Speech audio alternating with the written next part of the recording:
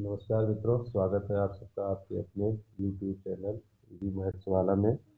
और जैसा कि आप लोग जान रहे हैं, पिछली बार जो हम वीडियो बनाए थे उसमें 2024 का सीटेट का एक पेपर लिए थे, जिसमें गणित का पोर्शन हम लोग क्वेश्चन पढ़े थे और उसके ऑप्शन पढ़े थे हम लोग। और सिर्फ इसीलिए वो वीडियो बना था ताकि आप लोग क्वेश्चन पढ़ के ऑप्शन देख के थोड़ा सा समझ सकें कि किस तरीके का क्वेश्चन आता है, कैसे ऑप्शन को हम लोगों को सेलेक्ट करना। तो उसी क्रम में जैसा हमने वादा किया था, वादे के मुताबिक आप लोगों के सामने मैं फिर से वही वीडियो ला रहा हूं और उसमें मैं अब आंसर का भी जिक्र करूंगा। आंसर कौन सा सही होगा, सबसे अप्रोप्रिएट आंसर कौन सा होगा, वो आज हम लोग यहाँ चर्चा कर ले रहे हैं एक एक करके। तो यहाँ 31st क्वेश्चन जो है ये है, निम्नलिखित कथनों में से कौन सा कथन सही है। एक दोनों है, एक भाज्य और अभाज्य संख्या, एक ना तो अभाज्य है और ना ही भाज्य, एक एक अभाज्य संख्या है, एक एक भाज्य संख्या। तो इसमें सेकंड ऑप्शन सही होगा। सेकंड ऑप्शन, एक ना तो अभाज्य संख्या होती है और ना तो भाज्य संख्या होती है ना। अब इसको आप लोग अपने ऑप्शन से टैली करिएगा कितना आप लोग सही कर पाए हैं। सेकंड 32nd जो क्वेश्चन है उसमें the number of degrees in to complete two upon three right angles. तो one right angle is equal to होता है 90 डिग्री। तो to complete two upon three right angles कितना हो जाएगा। इसको पहले आप इम्प्रॉपर फ्रैक्शन में चेंज कर लीजिए। 3 दूना 6 2 8, 8/3 हो जाएगा। 8/3 को 90 से मल्टीप्लाई कर दीजिए तो 3 3 9 यानी 30, 30 इंटू 8 तो 8 3 24 हो जाएगा, है ना। 240 डिग्री इसमें आ जाएगा, यानी फर्स्ट 32 का फर्स्ट आंसर जो है वो सही है ना। 33 में ये फिलअप करना है, तो इसमें 33 में स्क्वायर होगा। स्क्वायर जो है ये हमेशा रेगुलर पॉलीगन होता है। थोड़ा सा कंफ्यूजन कुछ लोग करेंगे, कंफ्यूज होंगे, पेंटागन को भरेंगे, लेकिन पेंटागन इसमें सही नहीं है। पेंटागन जो है वो हमेशा रेगुलर पॉलीगन नहीं होता है। तो 33rd का जो है वो चौथा सही है, फोर्थ ऑप्शन सही है। 34th में जब देखेंगे तो ये पार्सल है, जो ये parcel sending rates are given below. इसमें दिया गया है कि अगर 50 ग्राम या उससे कम का पार्सल है तो 15 रुपया लगता है और प्रत्येक अतिरिक्त 50 ग्राम के लिए 7 रुपया लगता है, ठीक है ना। तो मीना अपनी सहेली चारू को पार्सल भेजना चाहती है जो दिल्ली में है। पार्सल का भार 350 ग्राम है। 350 ग्राम, तो इसमें देखिए 50 ग्राम का तो 15 रुपया लगेगा ही, और उसके बाद 300 ग्राम का 7 7 के हिसाब से, पर 50 ग्राम 7 7 के हिसाब से लगेगा, है ना। तो 300 ग्राम में जो है 6 बार 50 ग्राम आएगा, है ना। 6 बार 50 ग्राम तो 7 छक 42 हो जाएगा। 4215 कितना हो गया, 57 हो गया। तो ऑप्शन सेकंड इसमें सही है। 34 का सेकंड ऑप्शन सही है ये। 35th जो है, which of the following is not true about multiplicity of approaches in teaching mathematics. Multiplicity of approaches का मतलब ये है कि विभिन्न प्रकार के तरीकों, जैसे मान लीजिए जब हम लोग कोई सवाल लगाते हैं तो उसमें किसी भी सवाल को हल करने के एक से कई सारे तरीके हो सकते हैं, तो उसी की बात यहाँ किया जा रहा है ना।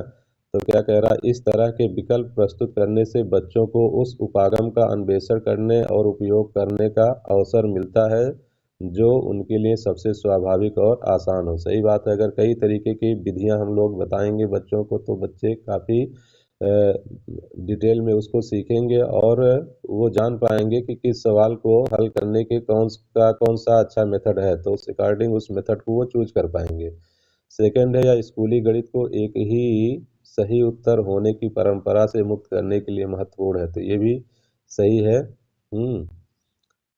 और थर्ड है, ऐसा बहुत बार होता है कि एक समस्या का समाधान करने के कई तरीके हों, ये भी है। और चौथा ऑप्शन है, या बच्चे के अधिगम में बाधा डालता है क्योंकि यह भ्रम की अगुवाई करता नहीं, तो यही ऑप्शन जो है ये ट्रू नहीं है।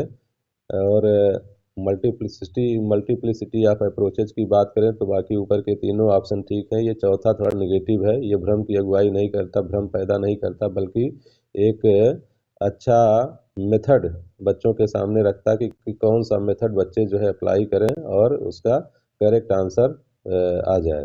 तो चौथा ऑप्शन इसमें ये निगेटिव है, ये ट्रू नहीं है। 36 की बात अगर हम करें तो according to national curriculum framework 2005 which of the following processes are least relevant in a primary mathematics classroom? Visualisation है और मेकिंग कनेक्शंस एंड रिप्रेजेंटेशंस है, memorising formula, use of pattern. तो एक चीज़ याद रखिएगा, कहीं अगर मेमोराइजिंग शब्द आता है यानी कि याद करना या रटना ऐसा शब्द आता है तो वो हमेशा निगेटिव होता है ना। तो ये जो है यही सबसे लीस्ट अप्रोप्रिएट है, सबसे लीस्ट रिलेवेंट है, यही थोड़ा सा नेगेटिव सेंस दे रहा है, इस वजह से यहाँ थर्ड ऑप्शन सही होगा। 36 का थर्ड ऑप्शन सही होगा, है ना। 37 37 में सबसे उपयुक्त जो है वो ए ही लग रहा है, क्योंकि संज्ञानात्मक संघर्ष के प्रति बच्चों को सुगम बनाने के लिए शिक्षक के विचारपूर्ण प्रयासों से उसकी गणितीय समझ को बढ़ावा मिल सकता है। बी ऑप्शन जो है गणितीय समझ को बढ़ावा देने के लिए प्रभावी नहीं, ऐसा नहीं है। संज्ञानात्मक संघर्ष अगर होगा बच्चों में तो इसका मतलब कि देखिए, जब बच्चा कोई पढ़ेगा तो भ्रमित भी होगा, यानी जब वो पढ़ेगा तो थोड़ा सा कन्फ्यूजन की स्थिति भी होती है। तो संज्ञानात्मक संघर्ष जो है ये एक पॉजिटिव वे में लेना चाहिए, ना कि निगेटिव वे में। तो हमें लगता है ये 31 का फर्स्ट ऑप्शन सही है, यानी कि ए सही होगा, इसमें केवल ए सही होगा, है ना। 38 which of the following statement is most appropriate? कौन सा कथन अधिक उपयुक्त है? तो शिक्षण अधिगम सामग्री का उपयोग गणित की कक्षा में विद्यार्थियों के अभ्यास का समय व्यय कर देता है। नहीं, ऐसा नहीं है, समय व्यय नहीं करता है। विद्यार्थी गणित की कक्षा में पहेलियों में आनंद नहीं लेते, ये भी नहीं सही है। गणित की लैब जरूरी है क्योंकि यह क्रियाशील गतिविधियों का अवसर प्रदान करती है। चार्ट्स गणित की कक्षा में एक प्रभावी शिक्षण है, अधिगम सामग्री है। तो हमें लगता है ये फोर्थ ऑप्शन इसमें ज़्यादा अप्रोप्रिएट है ना, क्योंकि पहला दूसरा तो बिल्कुल निगेटिव ही है। और तीसरा गणित की लैब जरूरी है और यह क्रियाशील गतिविधियों को अवसर प्रदान करती है, ये सही है। लेकिन ये थोड़ा सा लैब वगैरह हायर क्लासेज में चलता है, बड़े कक्षाओं में। और प्राइमरी की अगर बात करें तो चार्ट्स जो है वो ज़्यादा प्रभावी शिक्षण अधिगम सामग्री है ना। तो चौथा ज़्यादा अप्रोप्रिएट है। और तीसरा भी सही हो सकता है, लेकिन यहाँ प्राइमरी सेक्शन में तीसरा सही नहीं होगा, है ना। तो तीसरा और चौथे में ज़्यादा अप्रोप्रिएट चौथा ऑप्शन है, तो 38 का चौथा ही सही होगा। और 39 में आ जाइए, यहाँ कुछ डेटा दिए गए हैं जो 10 टाइम्स जो है यामिना थ्रू करती है डाई। तो ये नंबर्स आते हैं 5, 3, 6, 1, 4, 2, इस तरीके से नंबर आते हैं। तो मैक्सिमम टाइम्स कौन सा नंबर आया है, तो गिन लेंगे। मैक्सिमम टाइम्स जो है वो 3 आया है, 3 जो है 3 टाइम्स आया है, तो ऑप्शन 4 इसका 39 का फोर्थ सही होगा। और 40 देख लीजिए, 40 में है which of the following is true for word problem in school mathematics? Word problem, तो इबारती सवाल केवल माध्यमिक कक्षाओं में महत्वपूर्ण होते हैं? नहीं, इबारती सवाल गणित में कार्य विधिक ज्ञान पर अधिक केंद्रित होते हैं, यानी word problem focus more on procedural knowledge in mathematics. तो ये सही लग रहा है। ये थोड़ा सा आगे देखते हैं। इबारती सवाल उन अभ्यर्थियों को संदर्भित करते हैं जहां बच्चा परिस्थिति को एक ऐसा औपचारिक रूप देता है जिसमें गणितीय तकनीक को लागू किया जा सके। और चौथा है इबारती सवाल गणितीय निदर्शन के उदाहरण नहीं होते, तो चौथा भी नहीं सही यहाँ है, नेगेटिव शो कर रहा है। और पहला और दूसरा इबारती सवाल गणित में कार्यविधिक ज्ञान पर अधिक केंद्रित होते हैं। Word problem focus more on procedural knowledge in mathematics, तो ये भी कुछ सही लग रहा है। Word problem refers to exercises where the child formulises the situation into a form where a specific mathematical technique can be applied. तो ज़्यादा अप्रोप्रिएट जो है वो थर्ड ऑप्शन ही लग रहा है ना। थर्ड ऑप्शन ज़्यादा अप्रोप्रिएट लग रहा है, क्योंकि ज़रूरी होता है। ये जो वर्ड प्रॉब्लम होते हैं ये प्राइमरी कक्षाओं में भी ज़रूरी होते हैं, और इससे बच्चा जो है रियल टाइम प्रॉब्लम को समझ पाता है और फिर तर्क करके अपन सोच विचार करके क्वेश्चन को सॉल्व करता है। तो बच्चा इसी में एक ऐसा परिस्थिति उत्पन्न होता है जिसमें वो औपचारिक रूप से उसमें क्या करता है, गणितीय तकनीक को लागू कर सकता है और सवालों को सॉल्व कर सकता है। तो इसमें तीसरा ज़्यादा सही है, तीसरा ट्रू है इसमें। 40 का थर्ड। और 41 अगर हम लोग देखें तो what should be subtracted from the sum of, ये तीन संख्याएं दी गई हैं और टू ऑब्टेन 25,454। तो इसमें क्या करेंगे, इन तीनों संख्या 9,909, फिर 9,099 और 9,009 को जोड़ेंगे, है ना। और फिर इसमें से क्या करेंगे, हमें ऑब्टेन करना व्हाट शुड बी सब्ट्रैक्टेड, इसमें से कितना माइनस किया जाए कि 25,454 आ जाए। तो इसमें देखिए इकाई का अंक 9, 9 9 27, यानी 7 हो जाएगा इकाई का अंक। 7 में से 4 आप माइनस करेंगे तो 3 लास्ट में आना चाहिए। और 3 जो है लास्ट में आ रहा है, एक ही सवाल में आ रहा है और एक ही ऑप्शन में आ रहा है, वो सेकंड ऑप्शन है 2,563। तो इसका 2,563 ही सही होगा, है ना। ठीक है, यही आप इन तीनों संख्याओं को जोड़िए और इसको माइनस कर दीजिए तो 2,563 आ जाएगा ये। 1 millimetre is the same as, तो इसमें सब लोग समझ रहे हैं 0.1 सेंटीमीटर चौथा ऑप्शन होगा, 42 का चौथा ऑप्शन होगा। क्योंकि 10 मिलीमीटर बराबर 1 सेंटीमीटर होता है, तो 1 मिलीमीटर बराबर 1/10 सेंटीमीटर हो जाएगा, तो 0.1 आ जाएगा, है ना। और 43वां क्वेश्चन जो है, किसी स्थान ओ से आरंभ करके एक मेढक 3 कदम और एक खरगोश 7 कदम की छलांग लगाते हैं, निम्नलिखित में से किस कदम पर वे दोनों एक साथ छलांग लगाएंगे। तो एक्चुअली ये जो है एलसीएम का क्वेश्चन बन जाता है, ये 3 और 7 का एलसीएम निकालेंगे तो 21 हो जाएगा। अब देखेंगे कि इन चारों ऑप्शंस में 21 का मल्टीपल कौन सा है। 21 का जो भी मल्टीपल होगा वही ऑप्शन सही होगा। तो 378, अब इसको डिवाइड करेंगे, 378 को 21 से डिवाइड करेंगे और 354 को, 343 को, 371 को डिवाइड करेंगे। जो कम्प्लीटली डिविजिबल होगा वही आंसर सही होगा। तो हमें लगता है 378 जो है वो कट जाएगा। 378 को अगर डिवाइड करेंगे 21 से तो वो पूरा का पूरा क्या होगा, डिवाइड होगा और ऑप्शन हमारा जो है फर्स्ट सही होगा, 43 का फर्स्ट सही होगा, है ना।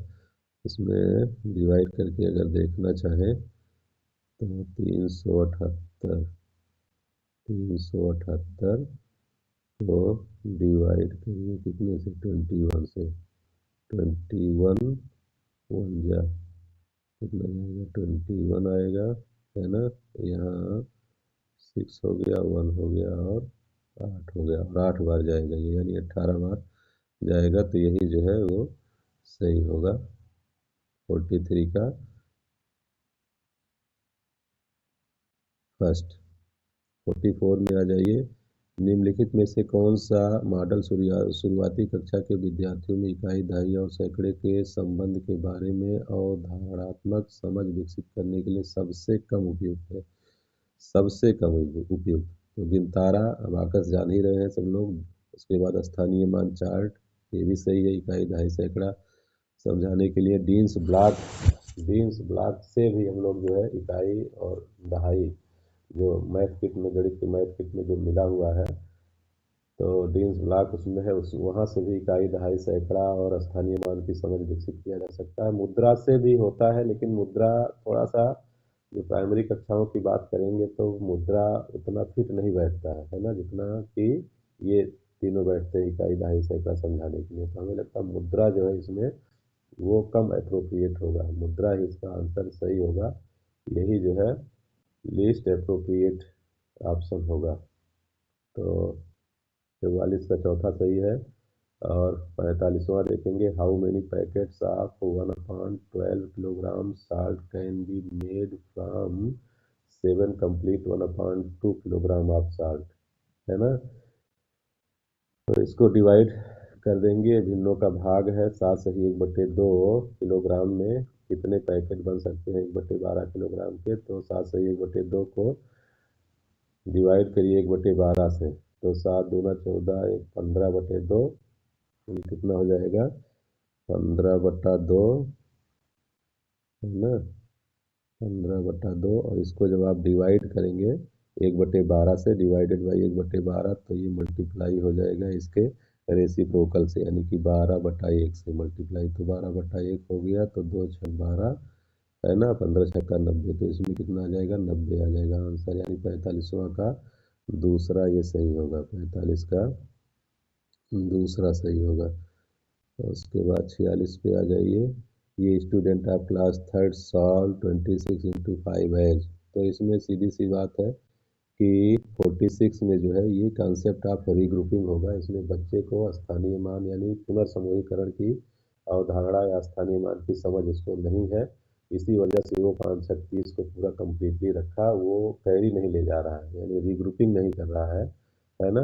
बाकी रिकॉलिंग मल्टीप्लिकेशन टेबल ठीक, और मल्टीप्लाई कर रहा है, वो रिकॉल कर रहा है, 1-to-1 करेस्पॉन्डेंस वो समझ रहा होगा, क्योंकि 5 को 6 से कर रहा, फिर 5 को 2 से भी कर रहा है एक बार वो, तो ये भी ऑप्शन ठीक है। Multiplication of 1 digit by 1 digit, ये भी वो सही कर रहा है, बस इसमें इसको पुनर्समूहीकरण की अवधारणा जो स्पष्ट नहीं है, तो चौथा ऑप्शन इसका सही होगा, 46 का चौथा सही होगा।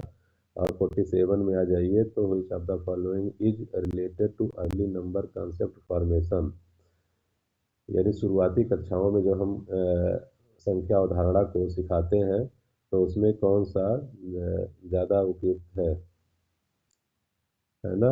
1-to-1 करेस्पॉन्डेंस ठीक है, एकाएकी हम लोग करते हैं, 1, 2, 3 इस तरीके से गिनवाते हैं। हायरार्किकल इंक्लूजन भी होता है उसमें, क्योंकि बच्चा जब 1, 2, 3, 4, 5, 6, 7, 8, 9 तक सीखेगा, तभी वो 10, 11, 12 आगे संख्याएं बना पाएगा, तो हायरार्किकल इंक्लूजन भी इसमें होता है। और बेसिक ऑपरेशंस की अगर बात करें, ये थोड़ा सा निगेटिव लग रहा है।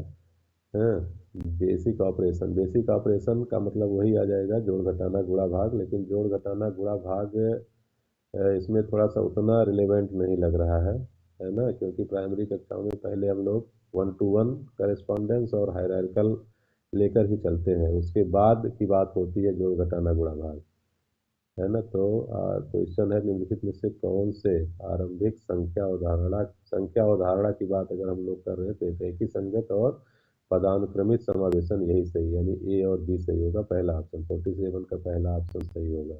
और इसमें तीनों दिया भी नहीं है, तो तीनों ऑप्शन अगर हम लोग सोचें सही करने के लिए, तो सही बात यह है कि तीनों इसमें मिलेगा भी नहीं, वैसे तीनों सही भी नहीं होगा, इसमें कोई कंफ्यूजन नहीं होना चाहिए। बेसिक ऑपरेशन पहले हम लोग संख्या सिखाने में नहीं करते हैं, जब संख्या सीख लेते हैं फिर बेसिक ऑपरेशन हम लोग करते हैं, जोड़ घटाना गुणा भाग।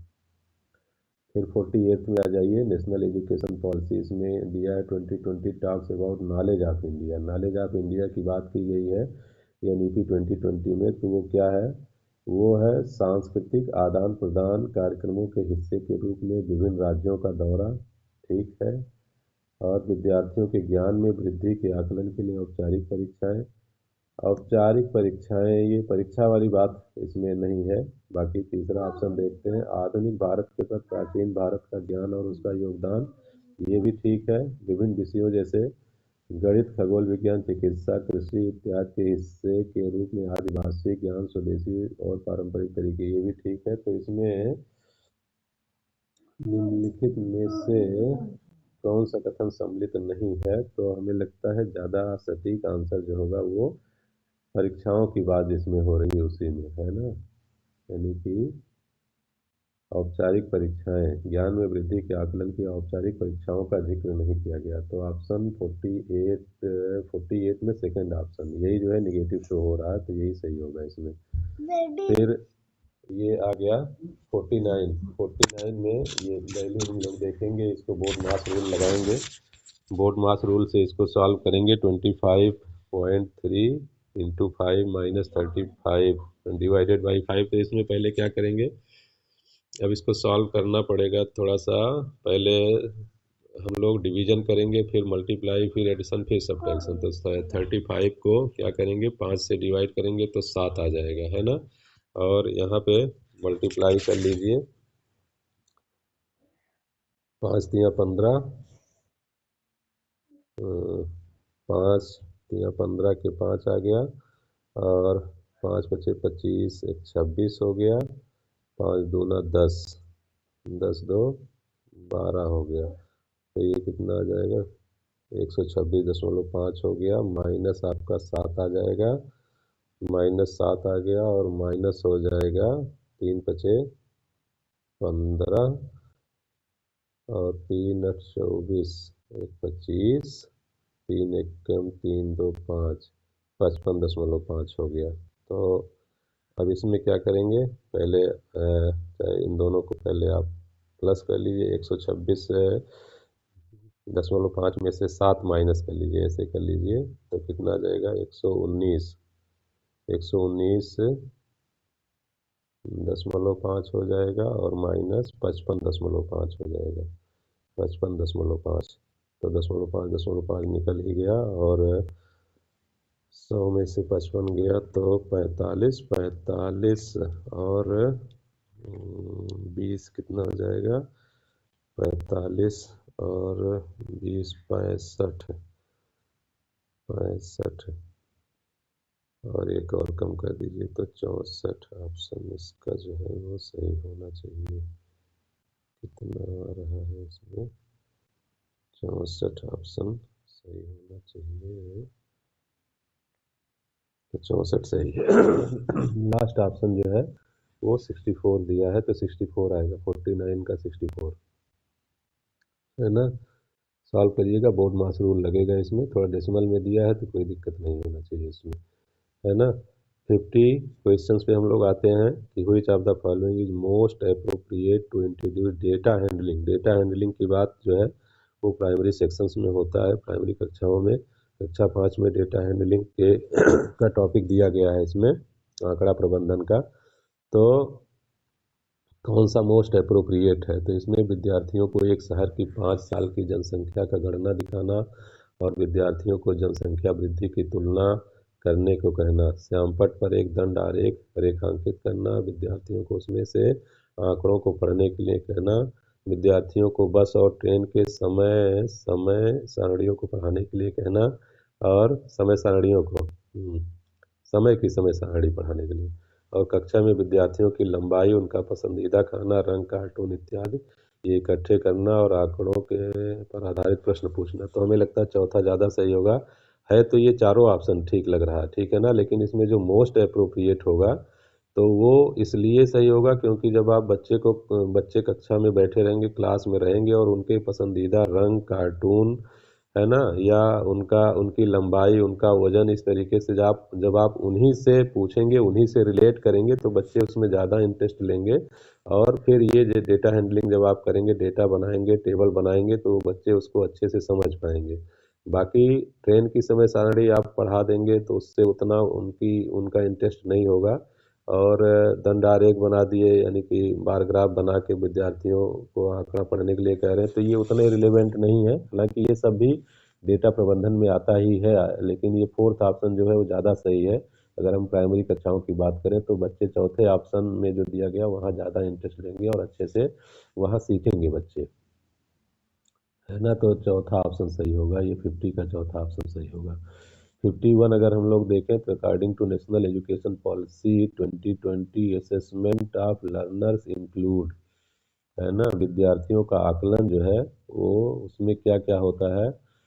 तो विद्यार्थियों का आकलन अगर 2020 के अनुसार देखेंगे तो संज्ञानात्मक, सामाजिक और आध्यात्मिक आयाम, भौतिक और मनोवैज्ञानिक आयाम, और संज्ञानात्मक और भौतिक आयाम, संज्ञानात्मक, भावात्मक और मनोगत्यात्मक, साइकोमोटर भी इसमें आ गया है तो ये ज़्यादा वो सही हमें लग रहा है। संज्ञानात्मक होता है, भावात्मक अफेक्टिव और साइकोमोटर डोमेन भी इसमें शामिल होता है। एनईपी 2020 जो है ना।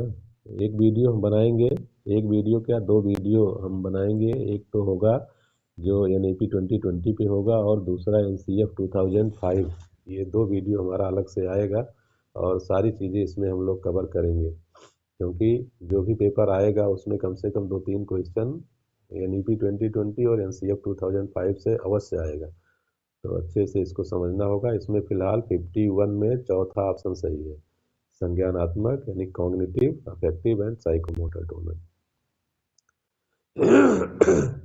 अब 52nd देखिए, 52nd क्वेश्चन बड़ा इंटरेस्टिंग है। इसमें ब्रिज के पास अपनी पसंद की ज़मीन घेरने के लिए 100 मीटर का तार था। वह सबसे बड़ा ज़मीन का टुकड़ा लेना चाहता था। निम्नलिखित में से अब कौन सा टुकड़ा उसको लेना चाहिए ताकि उसकी ज़मीन का क्षेत्रफल अधिक हो। तो 100 मीटर का तार था, यानी कि जो भी वो घेरेगा वो उसका पेरीमीटर ही होगा, 100 मीटर का पेरीमीटर ही होगा। तो पेरीमीटर, अब इसमें देखिए एक तो स्क्वायर बन रहा है, पहला ऑप्शन जो है 25 × 25, यानी 25 मीटर साइड का एक स्क्वायर बन रहा है और एरिया दे रखा है। स्क्वायर की एरिया जो होती है वो लंबाई, मतलब लंबाई गुणे चौड़ाई सेम ही होता है, तो भुजा गुणे भुजा हो जाएगा, तो 25 × 25 हो गया। दूसरा ऑप्शन जो दे रहा है वो 5 × 45, यानी 45 लंबाई हो गया, तो 45 45 90 और 5 5 10, ये आयत बन रहा है। इसी तरीके से तीसरा 15 और 35 साइड का आयत बन रहा है। चौथा भी 30 और 20 साइड का आयत बन रहा है। तो इसमें सिंपल सा बात है कि एरिया कैलकुलेट कर लीजिए, जिसकी एरिया ज़्यादा होगा वही होगा। तो पहला 25 × 25 जब करेंगे तो 625 आएगा, यानी पहला 52 का पहला ऑप्शन जो है वो सही होगा। सबसे ज़्यादा एरिया इसी में कवर होगा, है ना। और वैसे भी जब हम इस तरीके के क्वेश्चन देखते हैं तो इसमें एक जो कॉन्सेप्ट होता है वो थोड़ा सा स्क्वायर ही होगा, क्योंकि आयत की एरिया ये होता है कि आयत की एरिया जो है उतने ही पेरीमीटर का अगर आयत लिया जाए और उतने ही पेरीमीटर का अगर जो है स्क्वायर लिया जाए, तो उसमें स्क्वायर की एरिया ज़्यादा होती है इन कंपैरिजन टू रेक्टेंगल की एरिया के। तो पहला ऑप्शन उस हिसाब से सही होगा। बाकी इसमें ज़्यादा दिमाग नहीं लगाना है, चारों की एरिया का जब कैलकुलेट करेंगे तो पहले वाले ऑप्शन की एरिया ज़्यादा आएगी, तो वही सही हो जाएगा। 52 का फर्स्ट सही होगा, है ना। अब 53 जो 53rd है, अधिगम में से कौन सा निम्नलिखित में से कौन सा कथन गणितीय अधिगम को प्रोत्साहित करने के लिए सबसे कम उपयुक्त है। गणितीय अधिगम को प्रोत्साहित करने के लिए तो गणित अधिगम जेंडर विशिष्ट नहीं होता। गणित अधिगम जेंडर विशिष्ट नहीं होता, यानी कि mathematics learning is not gender specific, तो ये तो ठीक ही है। और discourage intuition as it hampers the development of mathematical ideas, यानी अंतर्ज्ञान को हतोत्साहित करना चाहिए। नहीं, ये तो बिल्कुल निगेटिव ऑप्शन है।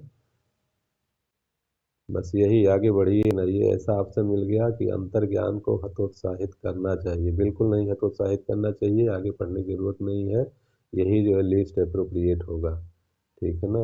बाकी पढ़ लीजिए, असफलता का अर्थ क्या नहीं होता, सही है ये, और गणित सभी सीख सकते हैं, ये भी सही है। तो थर्ड ऑप्शन, सेकेंड ऑप्शन, बिल्कुल 53 का सेकेंड ऑप्शन यही निगेटिव शो हो रहा है। हाँ। 54th में आएंगे, number becomes double if it is increased by 8, what is the number, यानी कि एक नंबर डबल हो जाता है यदि उसको उसमें 8 जोड़ दिया जाए, है ना। तो मान लीजिए एक्स कोई नंबर है, एक्स में 8 जोड़ दिया जाएगा। इसको थोड़ा सा इस तरीके से लगा दीजिए, एक्स कोई नंबर है तो एक्स में अगर 8 जोड़ेंगे प्लस 8 करेंगे तो ये कितना हो जाएगा, ये हो जा रहा है 2x हो जा रहा है। 2x हो जा रहा है, तो इसको ट्रांसपोज करेंगे 2x माइनस एक्स, तो x बराबर 8 आ जाएगा इसमें से। तो ये तो सीधा सा क्वेश्चन दे दिया इसमें, है ना। 8 आएगा, यानी चौथा ऑप्शन, 54 का चौथा ऑप्शन सही होगा। अब ये 55 वाले में आ जाइए। 55 वाला थोड़ा सा लग रहा है, जैसे निम्नलिखित में से किसकी लागत सबसे कम है। सबसे कम है तो 750 रुपये की प्रत्येक वस्तु वाली 7.5 दर्जन वस्तुएं हैं। तो पहली बात तो 7.5 दर्जन में कितनी वस्तुएं होंगी ये निकालिए, और फिर उसकी कीमत निकालिए। तो 7 दशमलव, पहला ऑप्शन अगर हम लोग देखें तो इसका आंसर होना चाहिए 7.5, 7.5, और फिर इसमें 12 से मल्टीप्लाई करेंगे तब ये वस्तुएं मिलेंगी, और फिर इसमें 7 से 750 से मल्टीप्लाई करेंगे, है ना। तो 12 गुणे 7.5 गुणे 750 ये हो गया। दूसरा ऑप्शन देखेंगे 7.5 रुपये, यानी 7.5 रुपये प्रत्येक वस्तु वाली 75 दर्जन वस्तुएं। तो 75 को 12 से मल्टीप्लाई करेंगे, 75 को 12 से मल्टीप्लाई किए और फिर उसमें 7.5 से मल्टीप्लाई किए, है ना। मल्टीप्लाई करेंगे तो ये थोड़ा सा उससे क्या होगा, कम आएगा। और उसके बाद 750 प्रत्येक पैकेट वाले 75, 750 में 75 का मल्टीप्लाई करेंगे, और फिर 7.5 प्रत्येक पैकेट वाले 750 पैकेट। तो मल्टीप्लाई करके देखिएगा, इसमें लग रहा है यही ऑप्शन जो है चौथा सही होगा। चौथा जो है वो सबसे कम लागत होगा, क्योंकि 7.5 को 750 से ही मल्टीप्लाई कर रहे हैं, पहले में 750, 7.5 और 12 होगा, दूसरे में 7.5, 75 और 12 होगा, मल्टीप्लाई 750 और 75। तो सबसे कम अगर पूछ रहा है तो ये आएगा चौथा। अगर इसमें इंक्रीजिंग और डिक्रीजिंग आर्डर में लगाने के लिए कह देता तो वो थोड़ा सा पेन उठाने की जरूरत पड़ जाती है, अदरवाइज इसमें पेन उठाने की जरूरत नहीं है। चौथा ऑप्शन इसमें सही होगा, यानी 55 का चौथा होगा। Which of the following should be the characteristics of mathematical language eight primary level. ये 56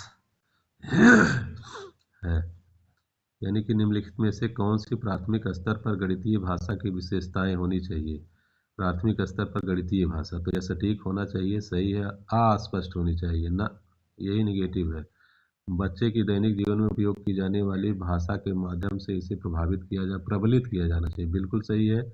या अत्यधिक प्राविधिक होनी चाहिए, बहुत टेक्निकल भी नहीं होनी चाहिए, है ना। मैथमेटिक्स की भाषा जो है प्रारंभिक कक्षाओं में ज़्यादा टेक्निकल नहीं होनी चाहिए। तो इसमें जो है ए और सी, ये दोनों जो है सही है, ए और सी। तो पहला ही ऑप्शन इसका सही, यानी 56 का पहला सही होगा, है ना। 57 में आ जाइए। जब शिक्षिका यह सुनिश्चित करती है कि उसके द्वारा बनाया गया टेस्ट उस टेस्ट के उद्देश्यों एवं कसौटी को पूरा करते हैं, तब मूल्यांकन के किस पक्ष का उपयोग किया जाता है। तो इसमें विश्वसनीयता, सुसंगति, वैधता और व्यवहारिकता।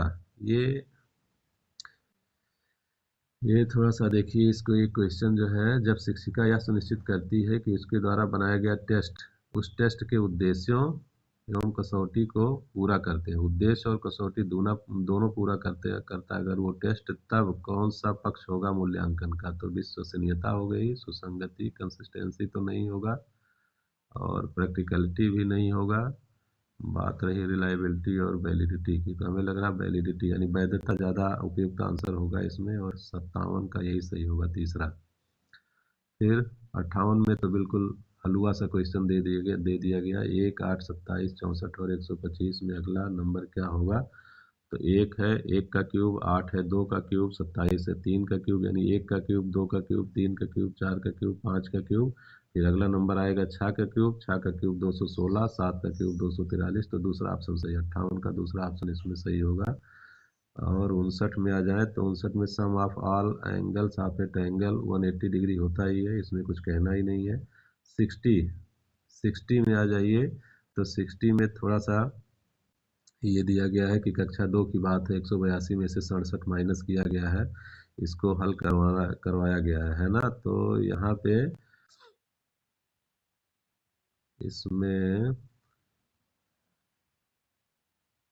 7 को 2 में से घटाना है, 2 छोटा है 7 से, इसलिए 8 से उधार लेना पड़ेगा। तब बच्चा यही कह रहा है कि उधार लेना अच्छा नहीं होता। इस परिस्थिति में अध्यापिका को क्या करना चाहिए। तो अध्यापिका को सीधा सीधा क्या है कि उधार शब्द को बदल कर जो है पुनर्समूहीकरण का उपयोग करना चाहिए, है ना। उधार शब्द बदल कर पुनर्समूहीकरण, ये बात वही हुई कि कान चाहे इधर से पकड़िए चाहे उधर से पकड़िए।